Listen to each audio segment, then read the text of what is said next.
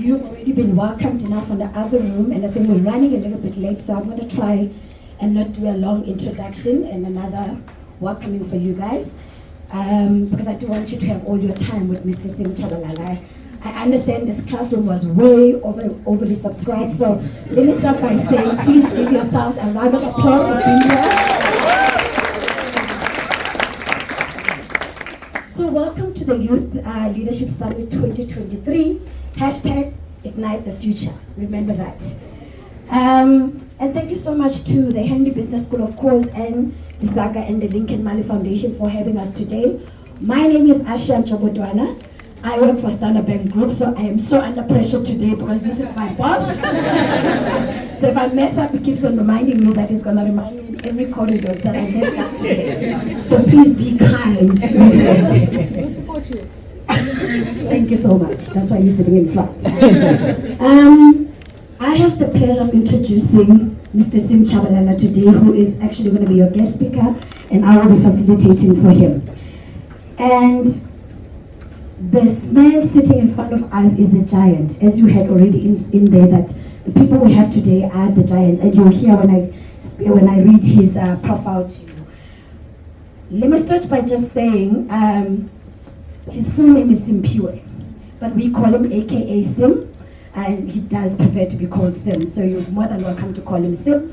And I think the Dean did say today, don't be scared of them, they just want to chat to you guys. Don't look at him as the Sim Tshabalala, but today it's Sim, your leader, your friend. Just please be frank, engage, and just listen, take notes, and ask him all the difficult questions that you want to ask him.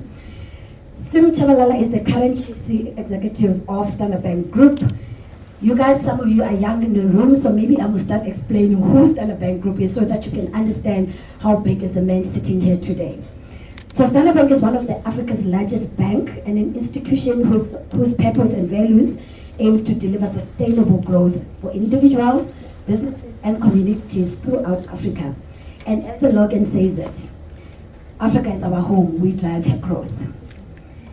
At a glance, Standard Bank is a 160 years old institution that has been servicing clients for that long. It has over 15 million active clients. It's present in over 20 countries in the sub-Saharan, and it literally manages 1.4 trillion assets under the management of this man. That is why it's important today that we please engage fully with Sim. I'm sure we all know that he could have been anywhere else, but he's here with us. And this is not a promo for Standard Bank, but we always welcome the young talent. Now back to the man himself. Sim was born in Hlabisa in the rural KwaZulu-Natal. He grew up in Soweto and was educated at Sacred Heart College in Johannesburg. Sim attended Rhodes University, where he obtained a Bachelor of Arts. Where he obtained a Bachelor of Arts degree in 1988 and a Bachelor of Law in 1990. He served his articles at Bowman Gilfin and went on to do his Masters of Law at Notre Dame in the US, which he was awarded a summa cum laude in 1993. He was admitted as an attorney of the High Court in South Africa in 1994. He joined Royal Africa Durolink Investment Bank in 1994 and worked in its structured finance division until 2000. In that time, he continued his studies on a part-time basis and completed a higher diploma in taxation law from the University of Wits in 1996. Sim joined the project finance division of Standard Corporate and Merchant Bank as a head of structured finance in 2000, becoming a director in 2000 and a managing director of Stanbic Africa in 2001. In 2006, he was appointed Chief Executive of Personal and Business Banking in South Africa. In the same year, he completed his Harvard University Advanced Management Program. Now, I think this tells you guys how important education is to the men sitting here. In March 2008, Sim was appointed as the Chief Executive of Standard Bank South Africa. He was appointed as one of the 3 Deputy Chief Executives of the Standard Bank Group in April 2009. In June 2012, Sim took on an additional responsibility for corporate and investment banking client franchise in South Africa.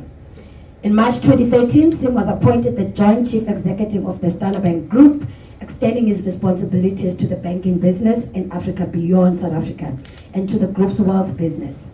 In September 2017, Sim was appointed as the sole Chief Executive of the Standard Bank Group. And he has been the sole CEO since then. Wow. other non-executive responsibilities over the course of his career, he served on the boards of the Liberty Group, Standard Bank subsidiary in Nigeria, Stanbic, IBTC, the Banking Association of South Africa, including as a chairman and on the board and Council of Business Leadership South Africa. Sim currently serves on the boards of the International Monetary Conference and the Institute of International Finance, of which he is the vice chairman and the treasurer. In August 2018, Sim was made a fellow of the Institute of Bankers of South Africa. He is an honorary professor at the University of Stellenbosch for 2001 to 2003. Wow, now that was a mouthful. But we needed to do that, right? So that you can understand really, again, the man who's sitting in front of you guys today. Now, Sim's topic for today is going to be focusing on banking to fuel Africa's growth. So let's please listen, engage, and ask all the questions, and truly be present in the moment. Over to you, Sim.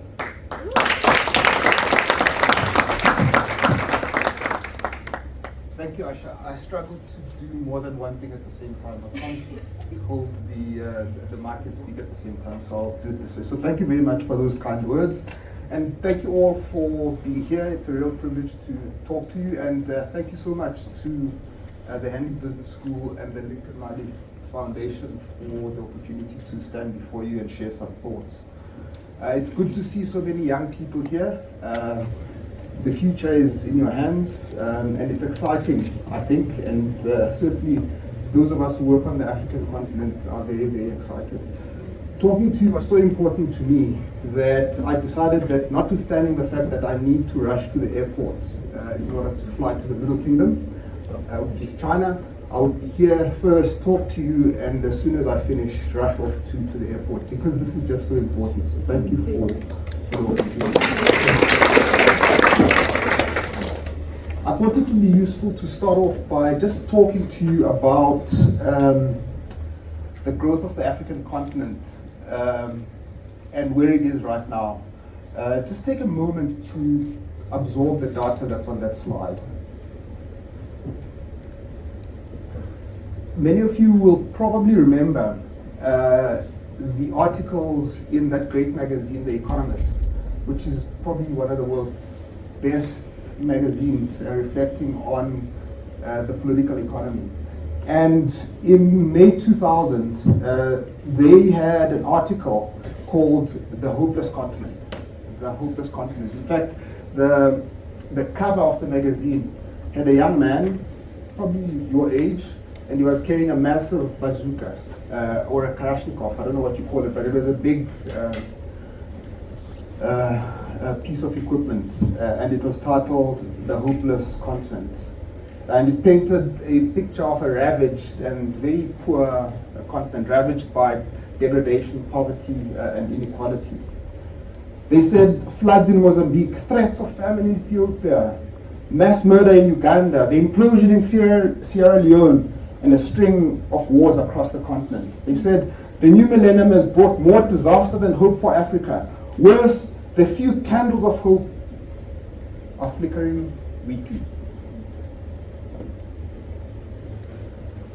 11 years on, and just have a look at the picture to see where the continent was in terms of growth. The cover of the 2011 copy of the magazine said, and had a picture of a young boy carrying a kite, and he was running with a kite, and it was rainbow colors, and it was in the form and picture of the African continent. You can Google it. It's quite a beautiful picture, and it's a great magazine, that issue. And the article said, after decades of slow growth, Africa has a real chance to follow in the footsteps of Asia. Remember, 2000, 11 years later, a great story. In the graph on this slide, as you can see, you will notice the extraordinary growth of the continent in those years. It's actually quite astounding how quickly the continent grew. In the 2000s, this growth was buoyed by the commodities boom. It was a commodities super cycle, and never before seen in the history of humankind. But then Africa's growth slowed after that, due to the confluence of factors ranging from waning demand of commodities, giving rise to a deterioration in the continent's economic performance. Have a look at the graph again towards the right-hand side. Then the pandemic hit, right? As you can remember. While economic growth has regained some momentum, again as you can see from 2021 onwards, rising energy and food prices have had a material negative impact on everybody. Each and every one of us here feels it. And it is, it's quite stark, and I'll cover it when I focus more on South Africa. Many people speak of the continent as if it was one country, or the European Union. Well, there are 54 countries, and they are very, very different. Quite stark, those differences. Behind those aggregate figures that one would see when you think about the continent, you will see that it is a diverse and very fragmented part of the world. But since 2010, some of the continent's leading countries have sustained solid, and they've even accelerated in their growth, even in these difficult times, particularly the countries on the east coast of the African continent. Nearly half of Africa's people live in countries where annual GDP growth between 2010 and 2019 exceeded 4.2%. Just think about that. Just remember how our country has grown, and I'll come back to that slide. Average of 4.2%.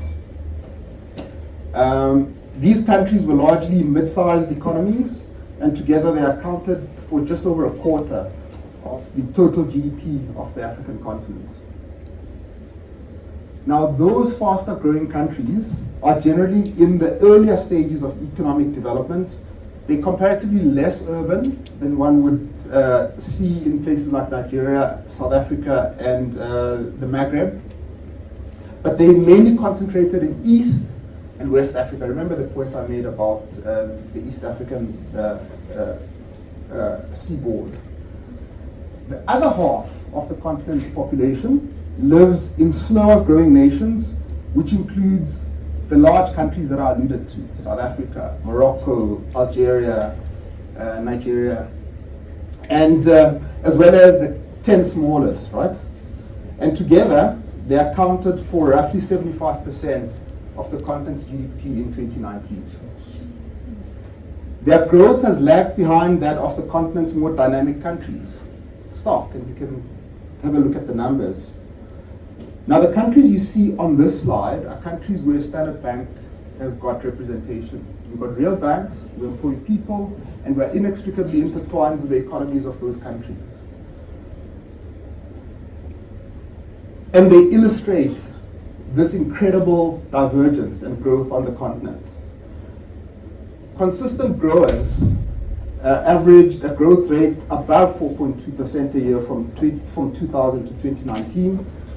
And that has been driven by the demographic dividend, a great young and youthful and energetic population, urbanization, and the building of infrastructure. Finally, though, the slow growers consistently underperformed.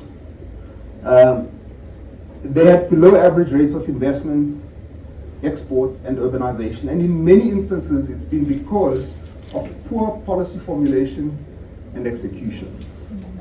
Just keep that in the back of your head as I talk to you about the next couple of slides. Look at these two pictures. The one on the left, 1980, the one on the right, more recent. You will have a free banking account subject to compliance if you know which country that is, or which city that is. And before I have to go and apply to compliance, that's Nairobi. I'm a banker. Sorry. My daughter calls me a bankster, but we'll discuss that at another time. And that tells a story of what is possible in a short space of time. Let's turn to our beloved South Africa. Look how we compare to our peers. The growth was great in the early 2000s, but it has slowed. Remember the picture of Nairobi. Remember the story of East Africa.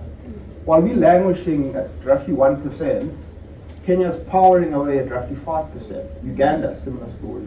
Rwanda, Tanzania, and Mozambique. And I'm making a comparative fact. Absorb this comparative fact. We are losing our national competitive advantage. And it is stark. It's stark in these numbers, but it is stark in many ways, which I will also illustrate shortly. It's not a political statement, it's just a statement of economic fact. Now, don't get me wrong. I'm not suggesting that other African countries don't have a right to grow. I'm making a different point. I'm saying it's fantastic that the continent is growing, but for God's sake, we ought to be growing too. And I put it to you, as a lawyer would say, that all 50 of you have a massive responsibility to make a contribution to that growth. You've got to do the right thing. And I'll allude to what I consider to be some of the right things that ought to be done by you and us. I showed you the skyline of Nairobi. I'm actually going there in a couple of weeks' time. I cannot wait. And our infrastructure, while that is happening, is crumbling. Have a look at that. That's happened quite recently as well. And it bespeaks a number of factors. Poor town planning, a history of apartheid. We're living the outcomes of centuries of exclusion, degradation, but that's exacerbated by poor policy formulation, poor policy execution. Why do I say that? When the Yukskay River floods, think of the impact it has on the communities that have built their homes next to those rivers. And those of you that are members of that great political party, the EFF, consider the impact. Just think about the impact of saying people want to occupy open spaces of land. The reason those open spaces exist sometimes is because of good town planning. You shouldn't build homes in open spaces next to rivers. Nor should you build them. I went on a trolley ride with Transnet. Porsche gave me the opportunity to go on a trolley ride, which was fantastic.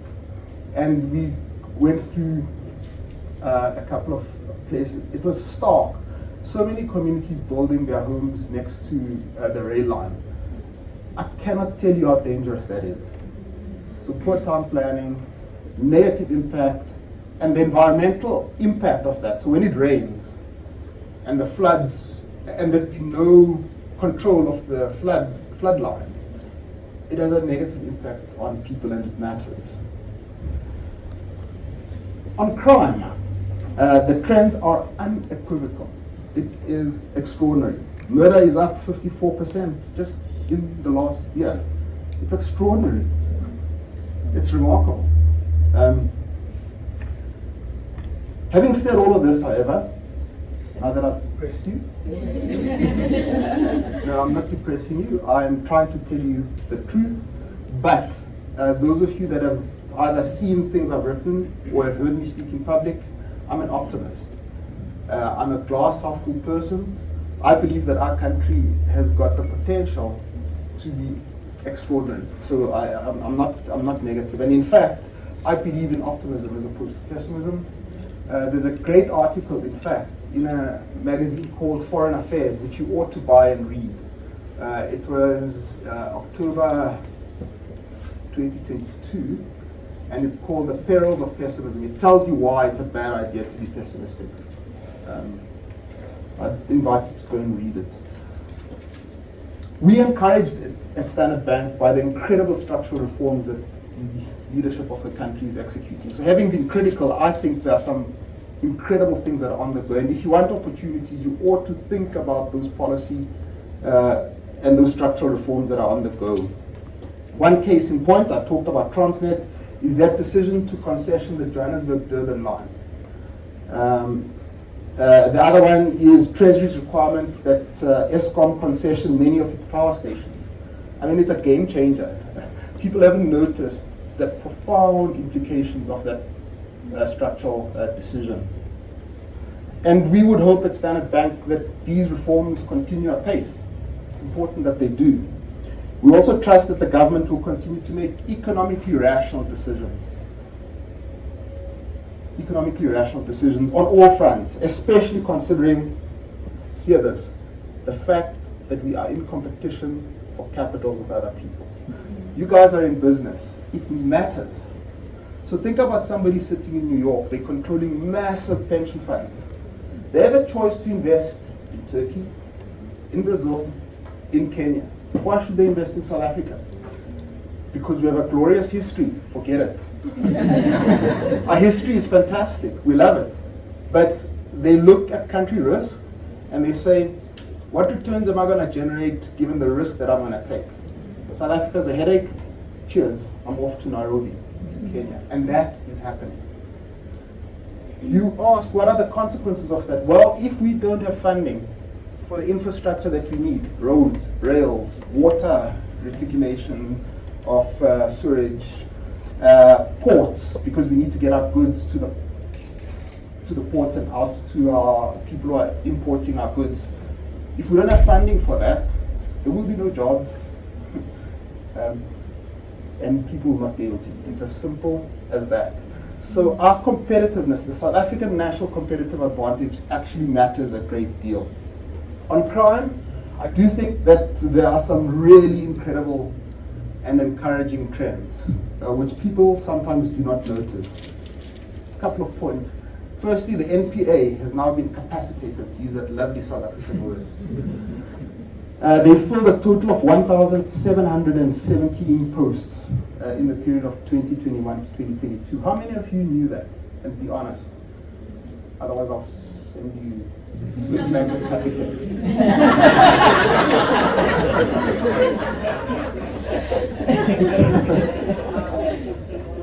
They're leading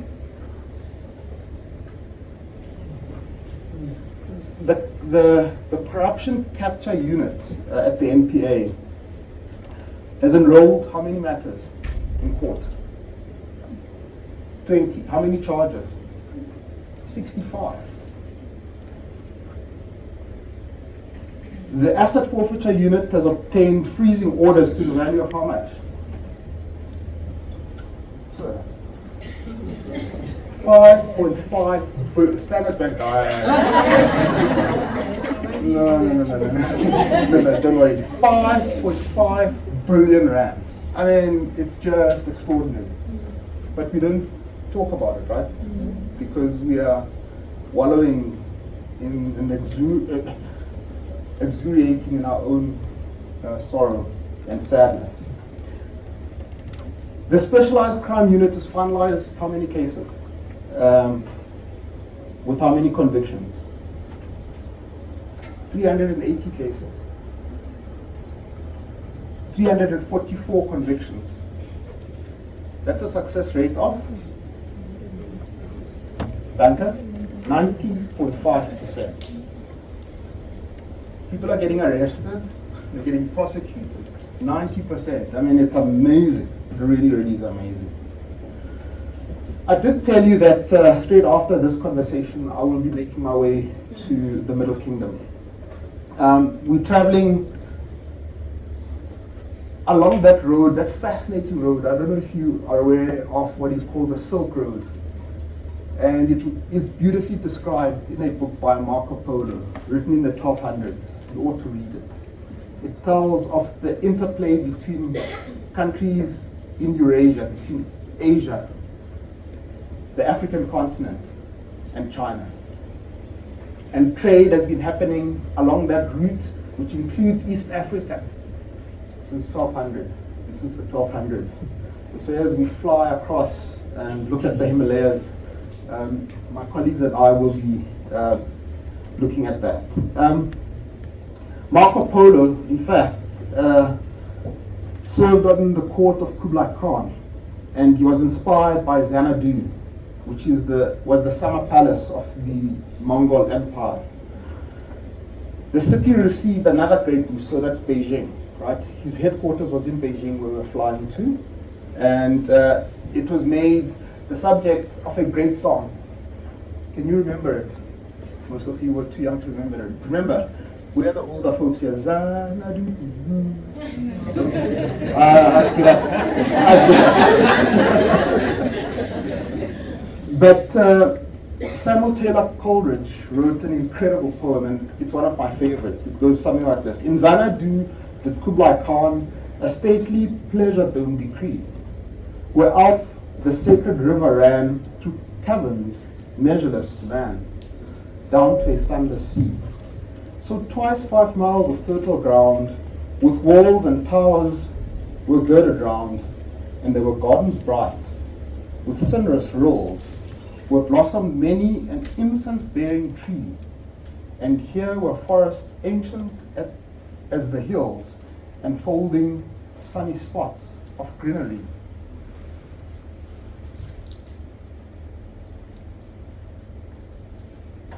What's the point?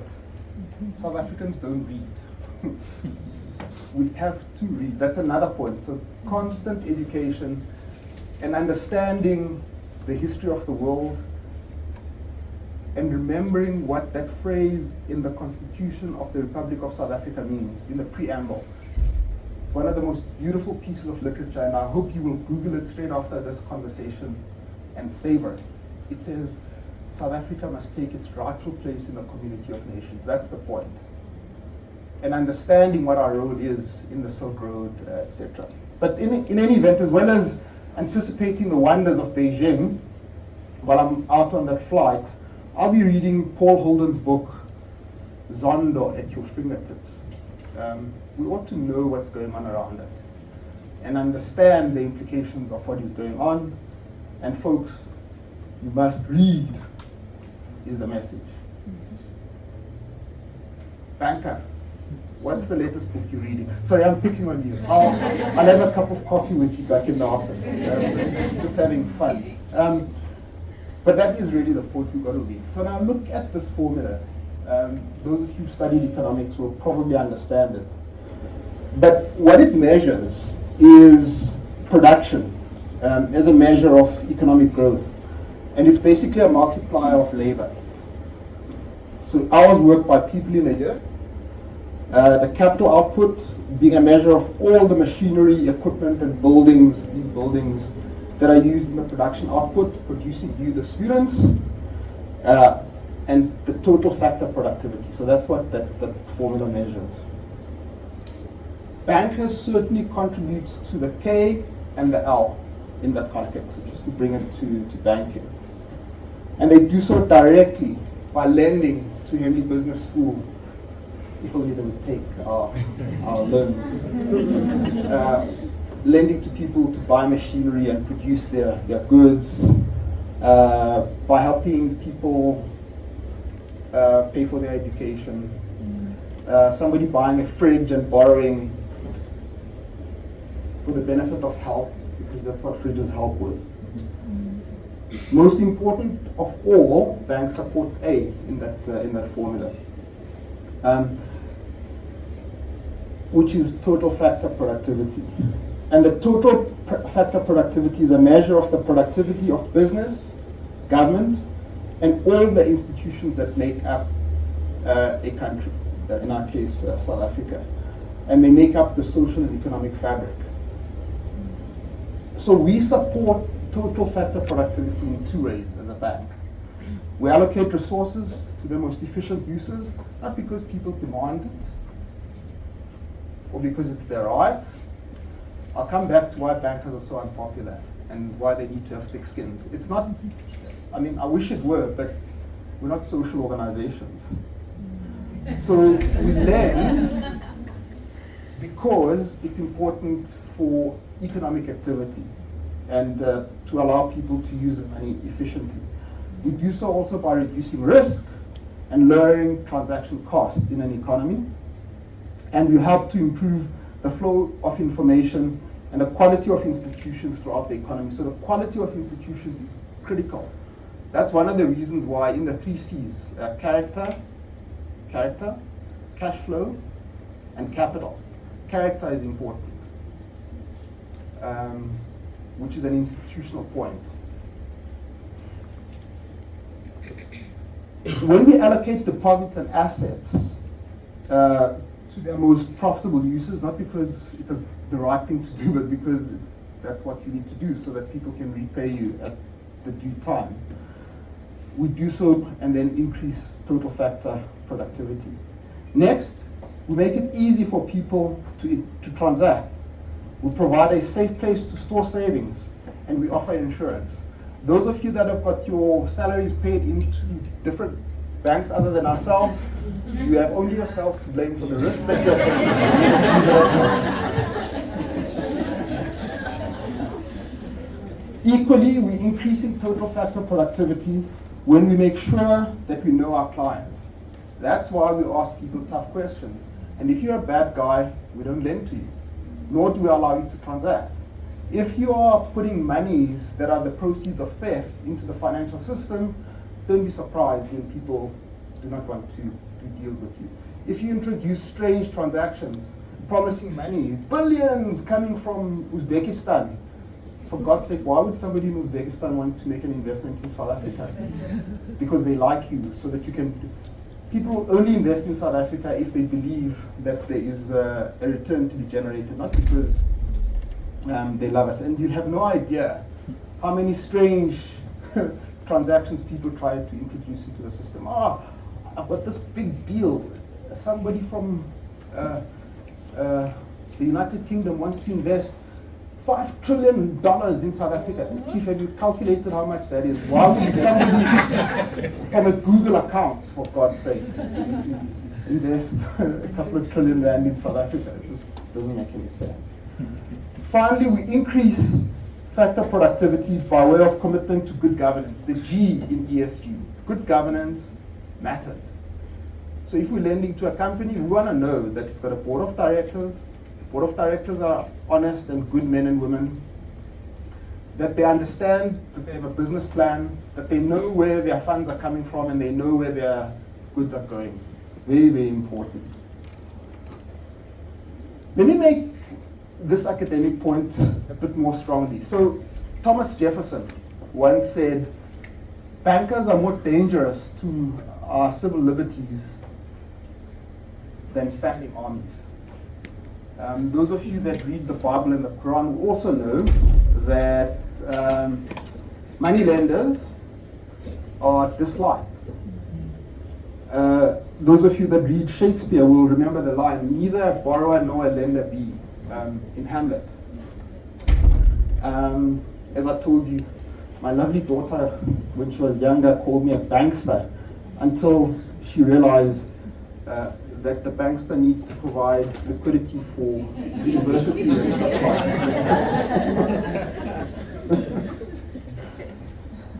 Many people think that all that we do is generate huge profits and feed off society, which is not entirely true. We provide some really important social goods. We actually safeguard the savings of individuals. I jokingly said this, but you are well advised to put your savings in a place where you know that when your money becomes due, either because you are taking your partner to dinner or because you are purchasing a car, that money will be paid on time and you will not be given long and complicated excuses when your money is due. We facilitate both domestic and international trade. I'm not flying that long flight away from my family on a Saturday because it's fun. It's not. It's bone crushing. But it's part of what we consider at Standard Bank as important in allowing South Africa to take its rightful place in the community of nations in terms of trade. The movement of goods, people and ideas between the whole world, in particular the Far East, and the African continent, which is what we do. And without being uncharitable to our competitors, some of whom are represented in this room, we're the best at it, and you know it. We enable the buying and selling of currency between people. We provide advice to clients to enable them to complete investments. We provide risk management products and currency hedges. If you're buying and selling coal and you have a view about the price of coal, you need somebody who will help you to hedge it. That's what we do. We do it better than anybody else. So yeah, that's, I had this opportunity to come here on a Saturday. For God's sake, I'm going to sell Standard Bank.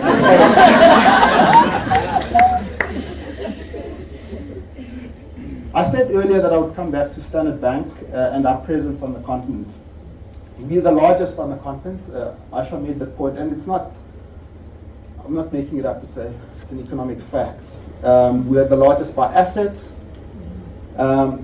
And why do I work at that institution? Because it has a purpose, and that purpose is Africa is our home, we drive and growth. I believe in that passionately. The rest of my executives believe it passionately. That's what we do. That's why I work there. Apart from the fact that there's some nice people and we get paid reasonably well. We have on-the-ground presence in 20 countries in South, Central, East Africa. We've got operations in Jersey and the Isle of Man, and they facilitate our activity. And then we also have teams in London, New York, Beijing, and Sao Paulo, which are the money capitals of the world, and they facilitate people's activity as they want to invest on the continent or trade with the continent, and that's what our colleagues do in those countries. These are some adverts from our business units. I won't dwell on them, but they tell you in visual and in words what our three business units do. And I'll just let you reflect on it. We provide services to individuals, to small to medium enterprises, and to large corporates. We also have a unit called Insurance and Asset Management. And they're central to our strategy because we believe that the African continent, as our people get younger, healthier, and wealthier, the continent requires more financial deepening.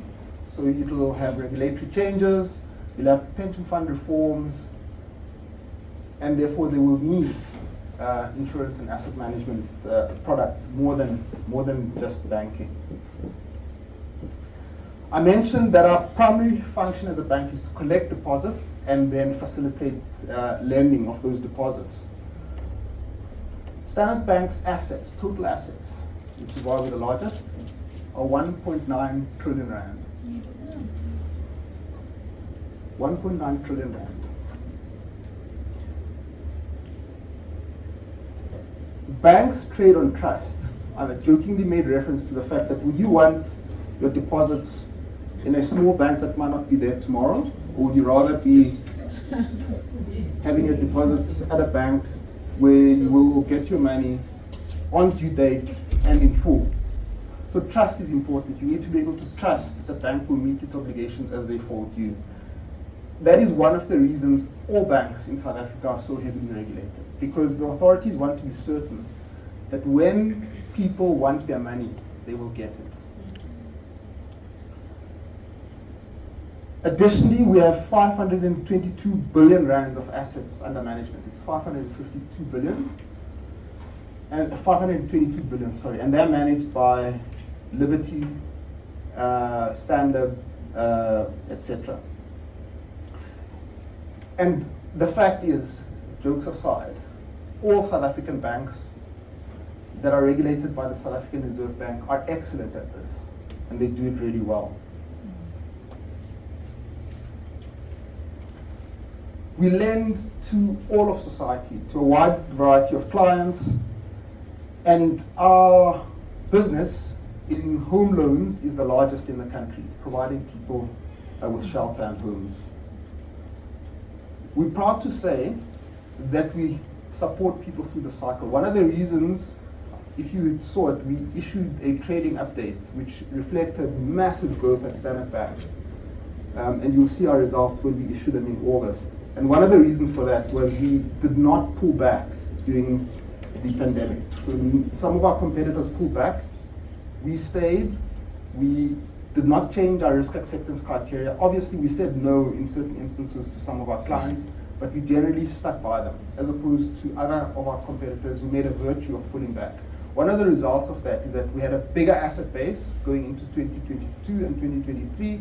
As a result of that, we have high net interest income. And you will see when we release our results, it will be the highest amongst our competitors.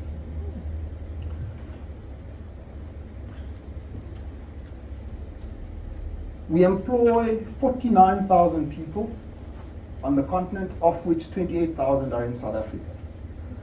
The point I want to make here, without going through the details, is that Standard Bank is a product of its past, colonial, apartheid, and it's a product of its present. The challenge is to transform this organization.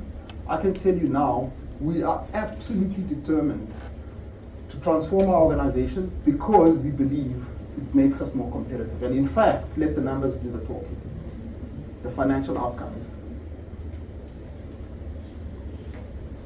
We have a reasonably good team.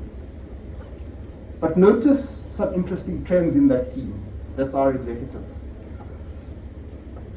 Thinking about diversity. What do you think our chief financial officer studied?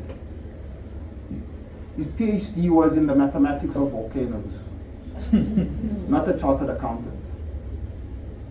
He ran our capital management and asset and liability management before he became our chief financial officer. Our head of our business outside South Africa has got a degree in agriculture. The inimitable Lumisa Fuzi, our head of South Africa, is a dismal scientist. And the chief executive is a failed lawyer.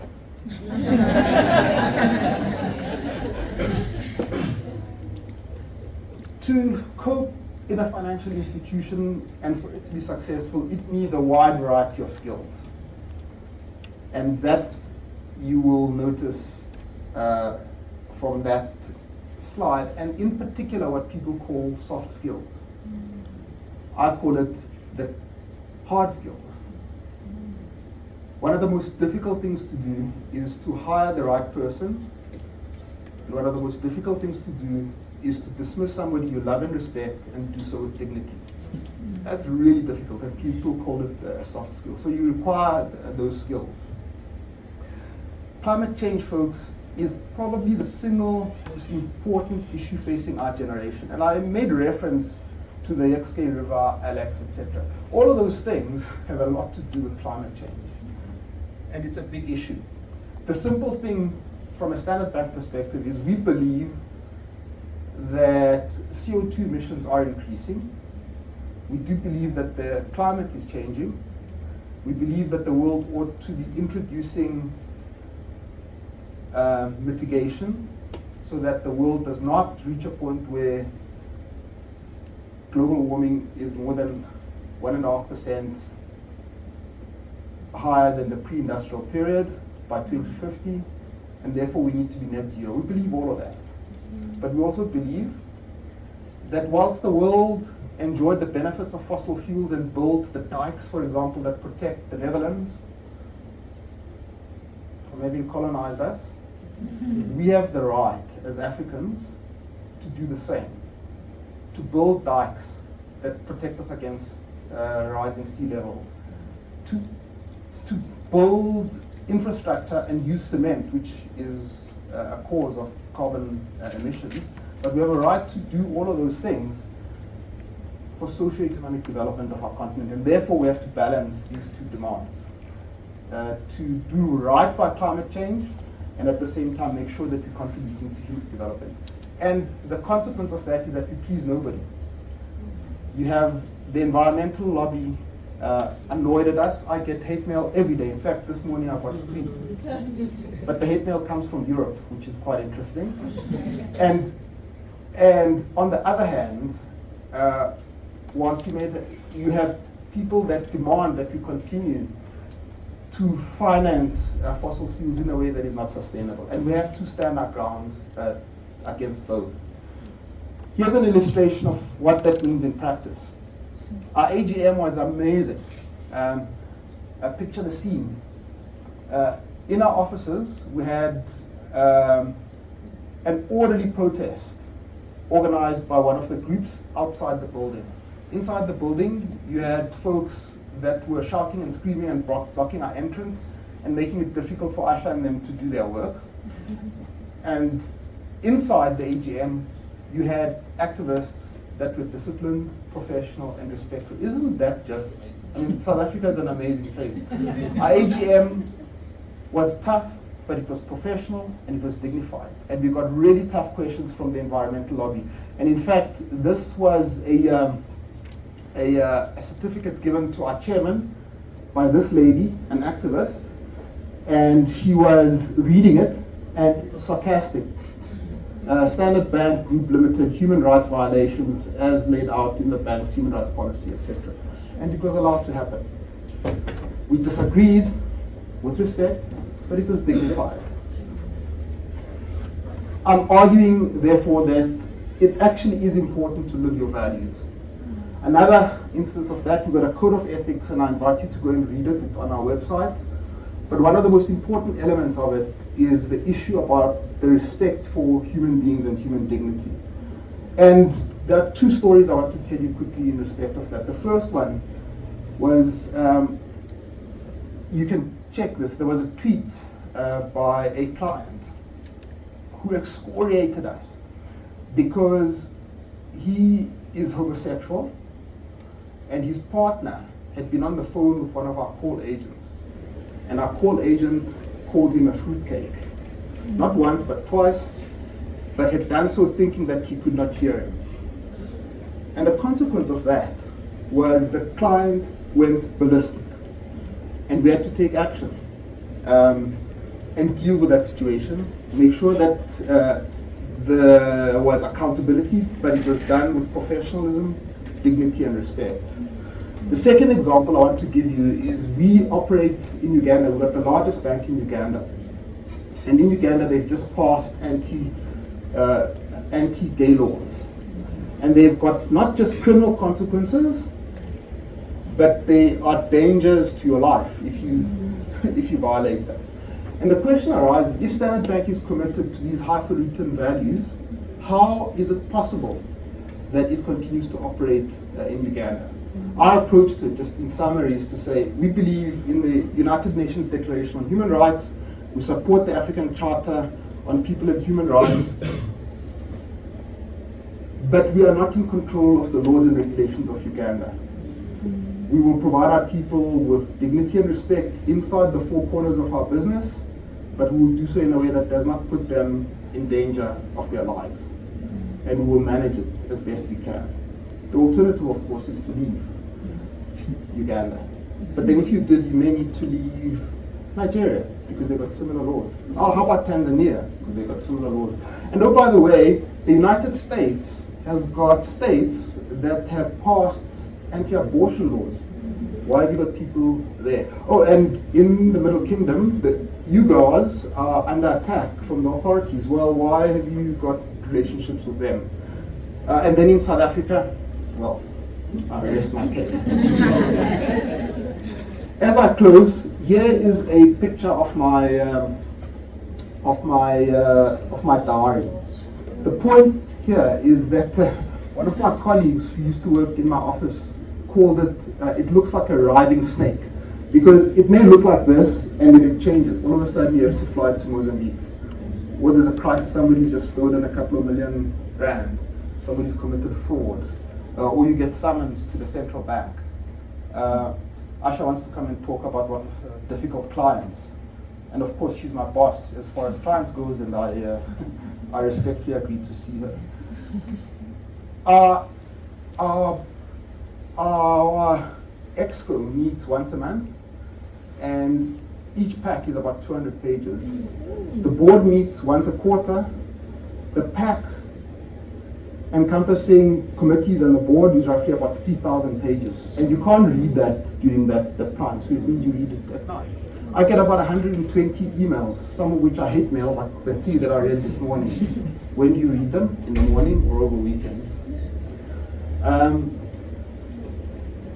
the point is, to be an executive, you have to be committed, you have to be organized, you have to be passionate about what you do, and you have to have a network of people that love you, that will keep supporting you. I have the privilege of being married to a really, really strong wife, and I've got 2 young girls, young daughters, who are just amazing and provide me with that support, and they're the most important part of my network. In addition to all of that, you have to pray, or you have to have some spirituality. You need a spiritual life to be able to cope with all of that. And importantly, you must read. In my case, apart from reading those boring packs, sometimes I pretend to have read them, but don't tell anyone. You need to have a good sense of what's happening in the world. How do I do that? I read the Sunday Times, the City Press, and the World every Sunday. I read the Financial Times, I read The Economist, I read Foreign Affairs. I even read right-wing magazines. Some people call it, one of my colleagues said, "Are you a black Tory?" Because I read The Spectator. In any event, I want you to please have a look at the video that I'm about to show you, because I think it summarizes quite nicely everything that is about Standard Bank. Thank you very much.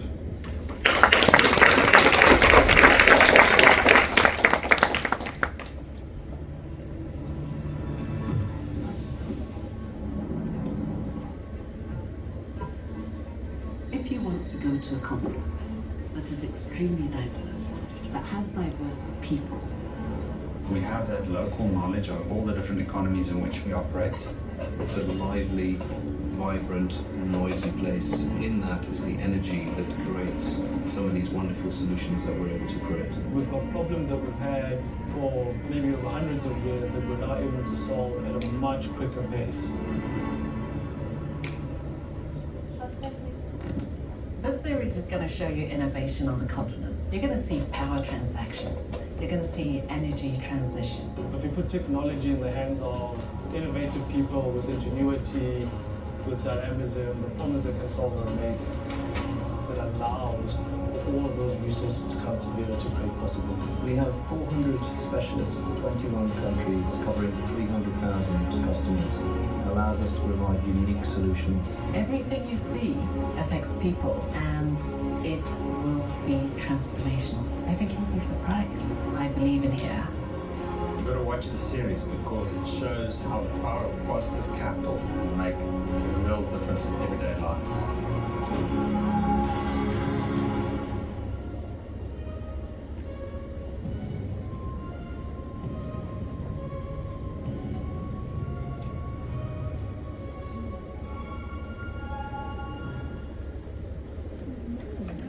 You better watch it. Wow, thank you so much, Sim. I must tell you, did sell Standard Bank. She just told me she wants to come back to Standard Bank. She's welcome, open arms. Sim, thank you so much. This is for you. Thank you so much on behalf of the Lincoln Foundation. Guys, unfortunately, we're so out of time, so I'm going to take only one round of questions. It's only going to be one round of questions before he has to do an interview outside, as well as head off to the airport.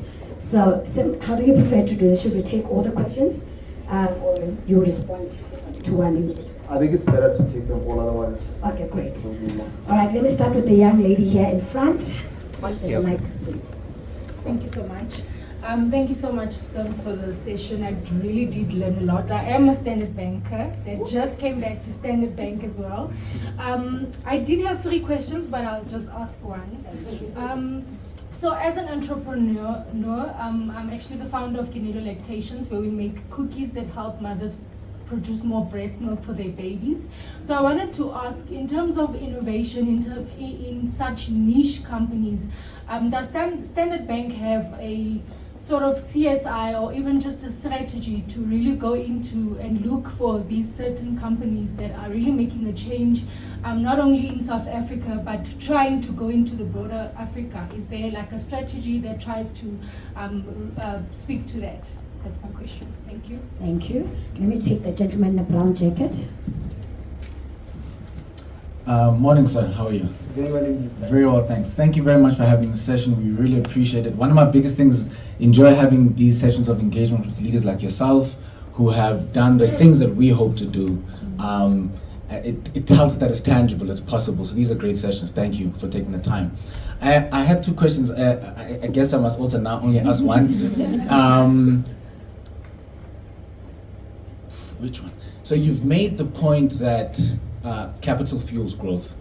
We understand that I come from an entrepreneurial background. I'm now in the management consulting space. I'm a strategist. So we understand the important role of capital in our economy. My question is, how important in your view, if you agree with the statement or if you think it's important, is it to have a robust black financing system or black bank?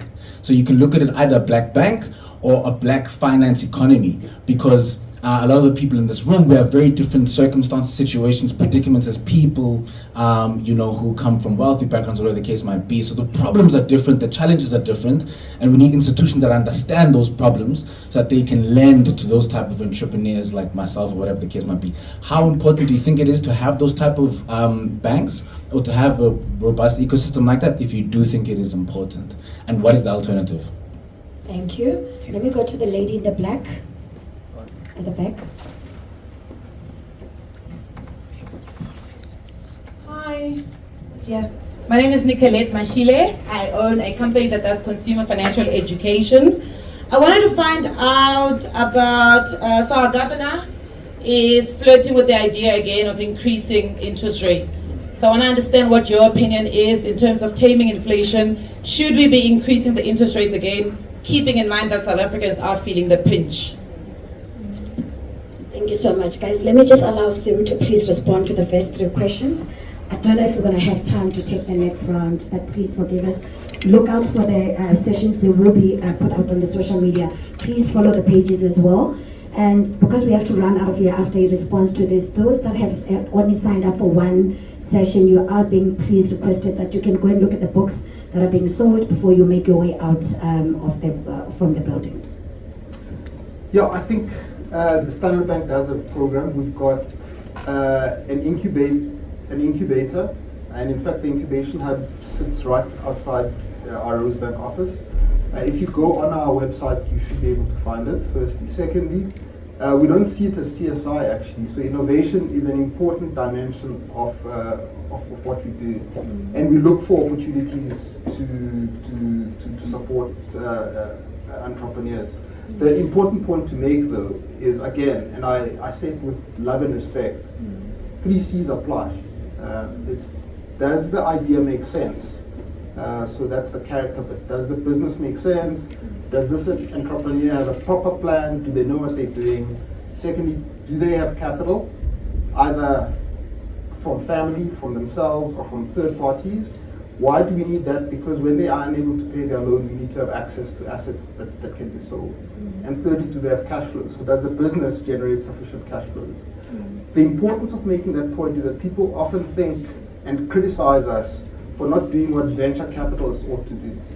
And I'm in my mid-50s and I've developed a thick skin. Banks are not venture capitalists, nor are they developmental institutions. There are other sectors, other banks that are set up for that purpose, development institutions that do that. You can't expect your salary to be paid when you demand it and then still say to people, well, just, lend on the basis of risk, take venture capital risk. Does it make sense? So it's quite important, I think, and I say it just with respect as well. Thank you. And then the second one is that it's a difficult one. We had Tshabalala Man who come to speak to our executives the other day, and he comes from the Black consciousness tradition, and he's got a view, and it was fascinating debating this with him. But at the end of the day, South Africa is a non-racial country. The Constitution of the Republic of South Africa speaks about the obligations that need to be executed to deliver the re-entry of marginalized people, particularly black people, into the economy. It speaks eloquently about the need to set out legislation that gives effect to that, which includes the Broad-Based Black Economic Empowerment Act. The Competition Act, if you read the Competition Act, it's calculated to give effect to all of that. In my humble opinion, people need to execute against those obligations, and the notion of setting up a black bank makes no sense to me. I mean, it implies that South Africa belongs only to black people and therefore we should be focusing on them, as opposed to saying we need to restructure this economy so that South Africa becomes a home properly to all who live in it. And yes, we need to have plans that accelerate the development of black people who've been excluded, which is different from saying set up a black bank. I don't know how a black bank will exist. Will it say we only take deposits from black people? And then if there are no deposits, we'll use the PIC's deposits maybe. Or as a leader said, we will use the government's funds. So we'll just take all the cash flow coming from municipalities, SOEs, and we'll put it in the black bank. I humbly submit it's a recipe for disaster. And I just humbly disagree with that notion. Standard Bank is a South African institution and it ought to serve the nation and take account of the fact that some of its clients have been excluded and marginalized, and how to include them. So I hope that is clear. I humbly disagree with the proposition. And then the third one, on interest rates, the salience of the role of the central bank has never been greater because inflation is just so high. Frankly, the role of the central bank is to manage inflation. And you manage inflation through various instruments, the most powerful of which is interest rates. And when inflation is sky high, the role of the central bank is to increase interest rates to bring those under control. That is its mandate, and that's the mandate of central banks globally.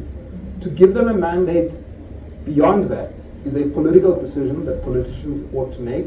If they ask me my opinion, I would say to them, sir, unorthodox policies such as giving central banks political mandates give rise to orthodox outcomes. Do you want to see where that happens? Have a look at Nigeria and Ghana. You want to be at the door of the IMF, please be our guest. But I would discourage it. So in other words, interest rates are likely to go up for as long as inflation is high. Let me just make this point before I close. The reason I feel very strongly about it is because actually inflation has got the biggest negative impact on the poor. And the middle class and the wealthy actually are buffered against inflation and interest rates. So when I hear people say, well, you know, just let inflation go, it's actually contrary to the interests of poor people. With that, I thank you for being interested. I thank you for the great questions. And please bank with Standard Bank. Moral duty. With your permission, guys, if you can send those, apologies for those who couldn't take their questions, but you can send them to the Link and Money Foundation email address that's on your packs, and we'll make sure Sim's office gets them and he responds when he comes back in the country. Excellent, I'll do that. Great. Thank you so much, everyone.